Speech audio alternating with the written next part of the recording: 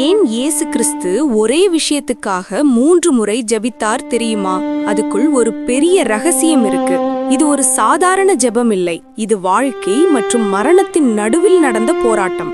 Gethsemane தோட்டத்தில் பழைய ஏற்பாட்டில் தேவன் மோசேயிடம் ஒரு கட்டளை கொடுத்தார். பாவ நிவிர்த்திக்காக பலி கொடுக்க வேண்டும். லேவியராகமத்தில் ஆசாரியன் தனக்காகவும் தன்னுடைய குடும்பத்திற்காகவும் ஆசாரியர்களுக்காகவும் லேவியர்களுக்காகவும் இஸ்ரவேல் ஜனங்களுக்காகவும் பாவ நிவிர்த்தி செய்தான். அதில் ஒரு முக்கிய நாள் இருந்தது. அதுதான் யோம் கிப்பூர், பாவ நிவிர்த்தி நாள்.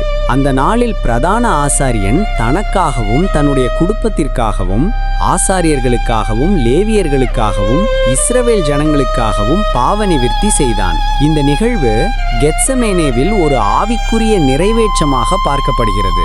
அதாவது பழைய ஏற்பாடு நிழல் போலவும் இயேசு கிறிஸ்து அது நிஜமாகவும் இருக்கிறார்.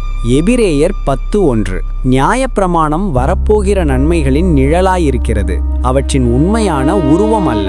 சுருக்கமாக, நியாயப்பிரமாணம் நிழல், கிறிஸ்து உண்மை.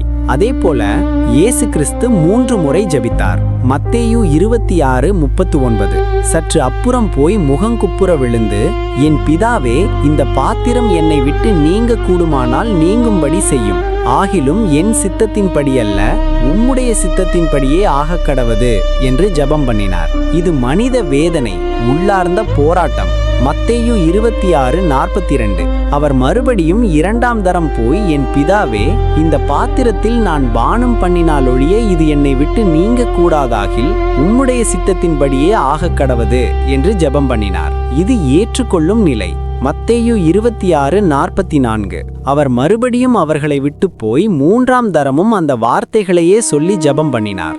இது முழு சமர்ப்பணம். யோம் கிப்பூரில் பாவ நிவிர்த்திக்காக பலி கொடுக்கப்பட்டது. ஆனால் கெத்செமேனேவில் அந்த பலி தீர்மானிக்கப்பட்டது. சீஷர்கள் தூங்கினார்கள். மனிதன் பலவீனமானவன். ஆனா இயேசு தேவ சித்தத்திற்கு தலைகுனிந்தார். அவர் தனக்காக அல்ல, நமக்காக. அவர் முள்முடி அணிந்தார், சிலுவையை ஏற்றுக்கொண்டார். 3 முறை ஜெபித்த இயேசு தீர்க்க தரிசனத்தின்படி நிறைவேற்றினார். ஆனா இன்னும் ஒரு கேள்வி இருக்கு. யோம் கிப்பூரில் பலி கொடுக்கப்பட்டது, கெத்செமேனேவில் பலி தீர்மானிக்கப்பட்டது.